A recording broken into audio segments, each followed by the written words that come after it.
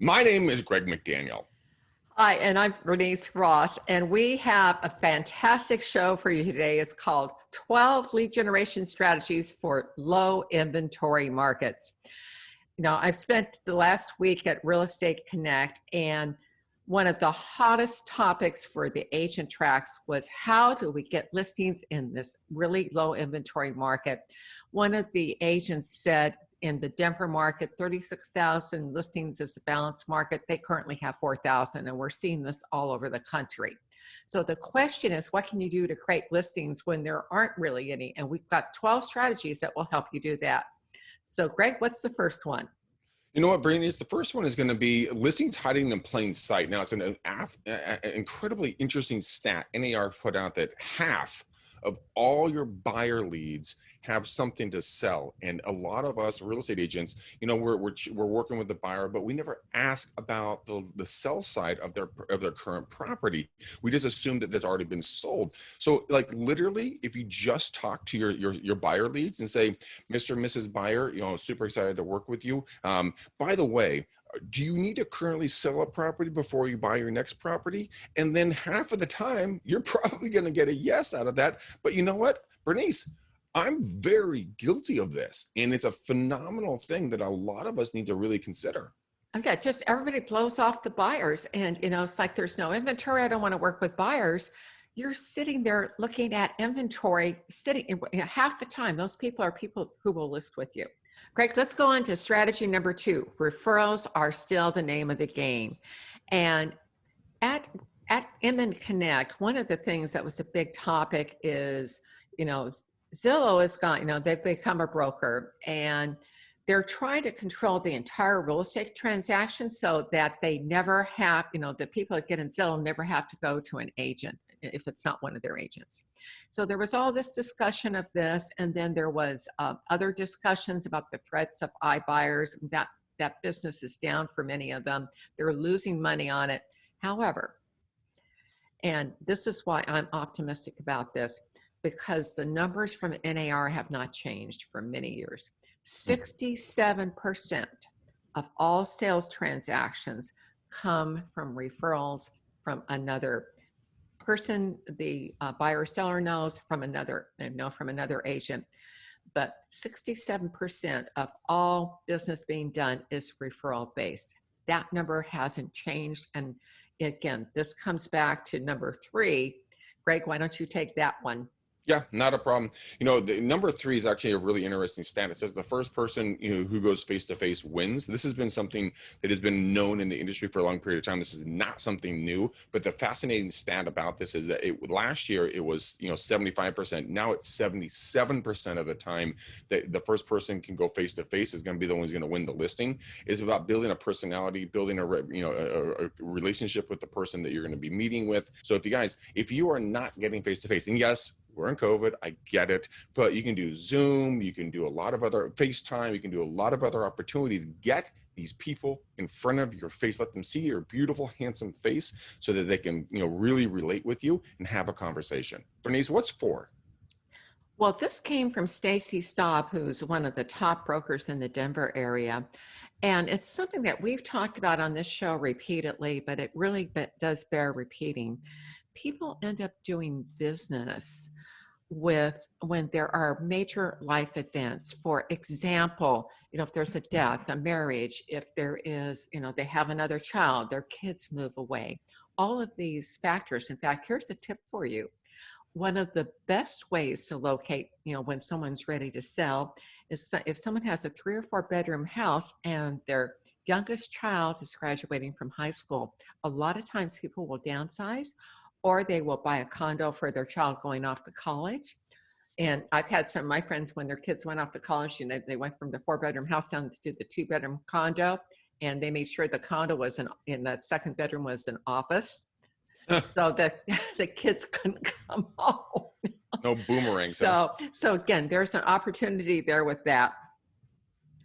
Jeff Loeb was on this panel with Stacy Staub, and he said one of the big opportunities that you have to do this is using Facebook lists. So if you can identify the people who are your past clients, And then also make a separate list now of the people that you are most likely to do business with, or who will who will refer business to you. And then you can have Facebook notify you when they do a post. So what Mhm. happens is this lets you you're able to see what's going on with them, and then you want to interact with them. And this is not about saying, oh gee, you just had somebody die in your family. It's really about what can you do to help them. I see that you're it looks like you're having a hard time with this, or there's someone ill in the family. One of my one of the woman who runs my company, she's been through stage 4 breast cancer. I've got a referral. Now I can introduce you to her and some of the groups that are available that can help you. That kind of discussion where people are, you're being a human being, but you're connecting with them on that personal basis. And you remember, if you're the one who's in conversation with them when they do get ready to sell, just having that being there for that conversation will get you the Yeah. listing, but it's more important about the connection and really helping them when they're facing a difficult time. You know what, Bernice, to dovetail on your point here, I actually just took a new listing and there were past clients of mine, and I sat there. It was an hour and a half that I spent at my clients' at their property, and it wasn't the fact that I was trying to get the listing. I already had the listing, right? That was already in the bag. The thing is that I sat there and I listened to this individual talk about his heartbreak, about the situation he was going through, and he told me the same story about 10 times, and I just sat there and kind of grinned and was sympathetic to everything that was going on. But it's 100% that way. What we're talking about when it comes to past clients and staying in touch and social media and everything else, I use a company and I send cards out to individuals when I see life events and changes on social media, and I'll screenshot and then I'll put it on the card and I'll send it to them with a little personal note. It goes miles because people really don't get that personal connection anymore on a day-to-day basis, and it's a phenomenal opportunity. That's a great idea to use, those individualized cards as you're describing them. Again, people respond to that, and letting them know you're thinking of them and putting in writing is a wonderful way to do it. You know what, Bernice, let's move on to number 5. It's a phenomenal opportunity for a lot of us to get a lot of business, but we just don't do it because we have assumptions. In the 2020 NAR profile of buyers and sellers said that 89% of the sellers said that they would refer the agent for future services, but a staggering only 26% actually do. And here's the reason why. We just don't stay in contact. If And we Greg, just stay in contact. and let me elaborate on that just a little bit. The specific question was, would they rehire their agent? They Right. would, first of all, was would they refer, other business, but the second part, would they rehire their listing agent, to sell their house? 89% would, 20%, Mhm. 26% did because they didn't stay in touch. And you got a funny story about this. I do actually. I do a lot of cold calls, and I was doing some calls the other day, and I got a hold of this seller, great gentleman, and I said, well, so you are thinking about selling? He said, yes, I'm thinking about selling. I said, fantastic. Are you using, who are you going to be using to sell your home? And he said, well, we're probably going to use the agent that helped us buy. And I'm like, oh, who are they? I probably know them. And he's like, he literally did this. He's like, honey, who is the agent that sold us the house? I don't know.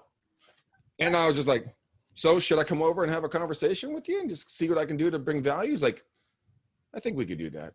And so I booked the appointment, and it's amazing how many times I get that conversation when I'm talking to folks and they say, well, we're just going to use the same agent. I'm like, I probably know them. What's their name? I don't remember. So that's a testimony to how we really need to be in front of our clients on a consistent, persistent basis and always be bringing something of value to them. Let's go on to strategy number 6. This is prospecting non-owner occupied properties. And I remember training this way back in the early 1990s, where you still had to go either to the microfiche or, to the, to the books. And I had the new agents I was training doing this. And what I said, if you find somebody who owns one rental property, look up their name, research them, because if they own rental properties, they probably own more than one. And I had one of the new agents found somebody who had 12 different properties. So they were able, from that one idea, to see if this person, what happened is, if they have, if they've owned the property for a while, they're not getting the tax write-offs. And we still have the 1031 exchanges. We don't know if under the Biden administration, if those are going to go away or not, but they're in place right now. But if they can exchange their current property for a new one to get, that higher, those deductions, for depreciation, the other things when they've used them all up. So, if they have 12 properties, they have opportunities to do exchanges. So, one of the things you want to look for is look for those rental properties. And don't be, afraid to take a 2, 3, 4 unit building. If you're doing over five units or more, that's a little bit more specialized, but it's something you can learn. The financing is different. But the key thing here, just think, somebody has 12 properties from one simple strategy that nobody is doing. This is, again, looking for non-owner occupied properties. You know what, Bernice, here's the interesting thing about this is that birds of a feather flock together, right? And that means that most people that have investment properties probably have friends that have investment properties as well. And Greg, one of the things that you can do if there are a lot of, when you start searching for real estate groups on Facebook, you're going to find a lot of investment groups. You may want to join those because those are, those people are buying, they're transacting all the time. Good place to be for you. And of course, if you're investing for your own account, that's how you make money in real estate. It's not by doing commission work. So Bernice, so let's go on to number 7 on our strategies here. And this is going to be prospecting old expireds. I use a company called RedX, and what they do is they have a third-party company. They go in, they access my MLS, and then what happens, they export all my data, and I can go back up to 10 years, which I wouldn't really recommend. I'd probably go back 2 or 3 to 4 years max, but you guys do whatever you want to do. They get it in, they'll clean it up, and they'll only load in the verified homes that have not been sold, and then I can make calls and I can reach out to them multiple different methods, and it's a phenomenal opportunity. People are very receptive, and they remember not being on the market, and they tell me their stories why, and it's just a great way to reconnect with people. And a lot of folks just aren't doing this because they don't know they have this opportunity, and a lot of people are doing it by hand when you can actually have a third-party company like RedX and their other company to do it for you. So I really recommend doing it. It's a lot of great conversations that you're going to have. And Greg, as you just noted, if you're willing to do the legwork yourself, the process is not that difficult. You need to check with the MLS, and then when you find what has expired, the thing that to avoid problems with the do not call list, you can always do a postcard campaign, and once the COVID restrictions are lifted, you can always door knock. So those opportunities are there depending on how you're prospecting in your business.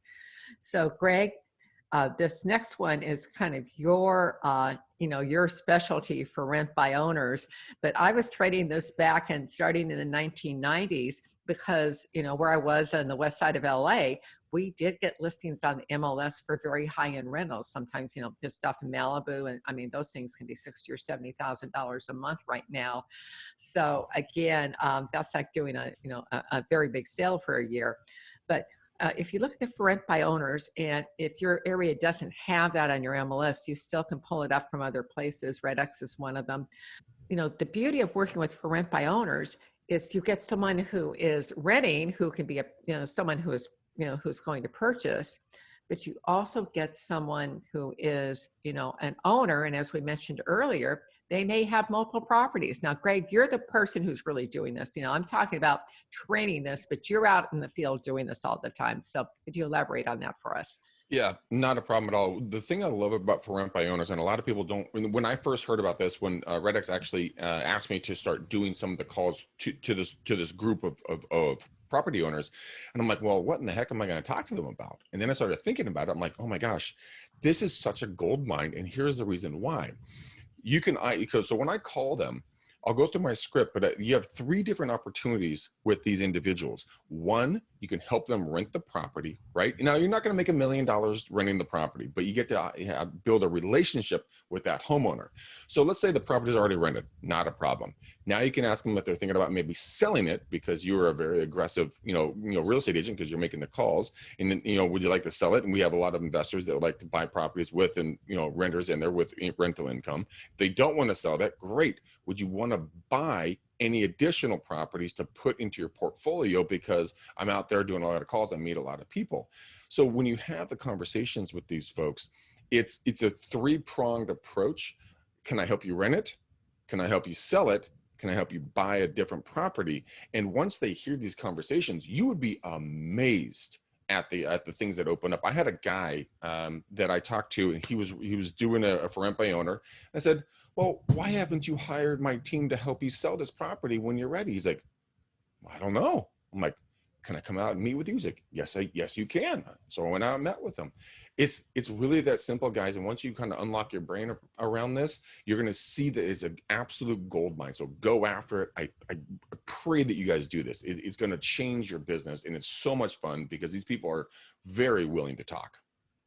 Bernice, let's move on to number 9. And this is the under contract opportunity. Now, a lot of folks don't really understand how powerful this is. This is something I've been doing for a long period of time. A lot of the buyers and sellers and just general public, what they can see is for sale and sold. They don't see pending. They'll see it, but they don't understand it. So what you can do is you can get onto a dialer, or just use your fingers and just dial the local neighborhood, whatever you want to do. But you get in there and you say, Mr. and Mrs. Homeowner at 123 Main Street, did you see your neighbor over at 456 Maple that was for sale? Well, yes, we did see it for sale. Fantastic. Let me help you understand that it actually just went under contract or went pending, whatever the verbiage is that you want to use. And then you say, you know what, there's a lot of people that are trying to get into the neighborhoods. Obviously, that one went very quickly. And I wanted to see, would you like me to keep you up to date in regards to when that actually sells? And I can give you the exact sales price. And if that number might match up to something that you would be interested in selling for, maybe I could come over and we could talk about maybe some of your plans. Would that be something that you'd be interested in? And then you let the conversation go from there, but you're giving them something that they don't have access to. And that's what everybody wants. Everybody wants access to information. Okay, let's go on to strategy number 10, which is the boomer migration is on. For many years, we've known that the prime time for people to buy second homes is between the ages of 50 and 60. And part of what's going on at that point, people are looking at maybe selling their family home, but they'll want to maybe try move, maybe they'll get a rental, or they'll buy something near one of their kids to see if they want to live there and spend time there and make that adjustment. I've seen a lot of people where we live, they had their big home out of, up north, out of the state, whatever. And then they're selling that big home, and then they're coming, they've lived here for a couple of 3 years, part of the year, and now they're coming here full time. So again, this second home opportunity is huge. And then also there's a longevity opportunity. Now, one of the things that you can do to identify, say I want to search for people who are 65 and older who own 2,500 square foot homes. And one of the places I can use is REI Source, and this is available from your local title company, and you can create these lists. So say that you want to prospect, this is targeted prospecting. Say that I want to work with people who are, getting their family started. Maybe that's the, place in life where I am, when you track who we are. So then what you can do is go to REI Source. I want a list of people who make $100,000 a year who are in a 2-bedroom condominium and who have 2 kids. So again, looking for that kind of opportunity, or maybe they've got 3 kids. So you're looking for that opportunity to maybe put them into a single family and sell their current, their current home. What I want to do is I want to go on to number 11 out of our 12, and I want to talk about the opportunity of the new home swap. It's with a company called Knock. It's KNOCK. What they do is they're going to qualify the sellers for their new property. Then they'll give them the cash to go pay all cash for their next property, and then they'll sell their property. If let's say they have it for $500,000, right? If they sell for $550,000 or $525,000, anything above that number, the sellers actually get to keep. So it's a wonderful opportunity to walk in and say, Mr. and Mrs. Seller, this is what I can do. I'm going to help you get qualified. You don't have to be out of pocket. You don't have to live in a motel, put your stuff in storage. We can make this a seamless opportunity. And then all of a sudden you become like the greatest agent on planet Earth, because you're going to be able to get them moving from point A to point B with no middle ground. Greg, just to reiterate, how important this is, this solves the contingent sale problem. And where we're seeing a tremendous amount of use of this program is with someone who is purchasing a new home. So if there are new homes in your area, there are a number of the big builders who are doing these kinds of programs. I think Lennar is one of the ones that is using knock, but there are a number of different builders who are using something similar to this. So again, if you have clients who are willing to buy a new property, then what that does, you get the benefit of the new property, then you get the, you solve the contingent sale problem, and you get the listing on their home. So this is a win-win-win.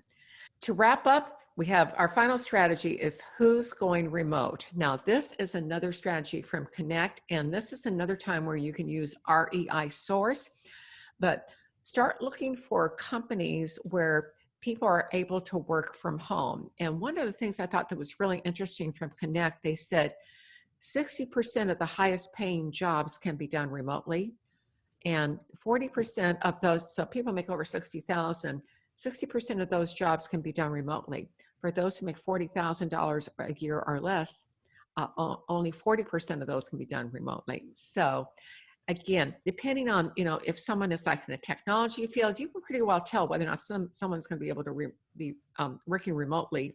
But again, you can use REI Source to look for people who are in the high tech industry or for other professions that don't require hands-on, that let people work remote. Bernice, there's been so much content in this article. It's really hard to pick one that I would probably say it's my takeaway, but what I would probably say is probably twofold. One, get face-to-face as fast as humanly possible, either Zoom or in person, obviously social distancing, all of that good stuff, but get in contact, in relationship with people as fast as you can, and get back in contact with your past clients. Yes. These are the people that know, love, and trust you guys. This is the easiest low-hanging fruit you can possibly do. Those would be my two takeaways. I'm sorry, I know you wanted one, but I'm giving you two. So Bernice, what's your takeaway from today's video? Greg, the challenge that most agents are facing is that they are reactive. They are not going out and actively seeking to create listings. And we have shown you 12 different ways to do that today. Doesn't make any difference where you start. Use one or two of them. And most of these strategies have been proven for years. Some of this stuff has been around 20, 30, 40 years. It has worked in every kind of market. And I've seen 5 low inventory markets. This one we're in. I'm certain there'll be another one after we have our next down market, which is always around the corner. So thanks for being with us today.